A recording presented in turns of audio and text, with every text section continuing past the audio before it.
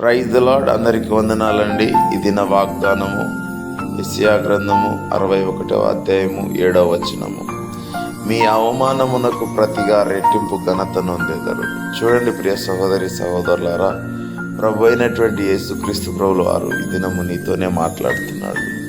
నువ్వు ఏ ప్రదేశంలో అవమానింపబడుతున్నావో, నీ ప్రమేయం లేకోకుండా ఎక్కడ నువ్వు కార్నర్ చేయబడుతున్నావో, ఎవరి ద్వారా నువ్వు కార్నర్ చేయబడుతున్నావో నీతోనే మాట్లాడుతున్నాడు. నీ కుటుంబంలో కార్నర్ చేస్తున్నారా?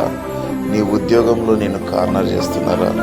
నీ వ్యాపారంలో నిన్ను కార్నర్ చేస్తున్నారా? పర్లేదు, దేవునికి స్తోత్రం చెప్పండి.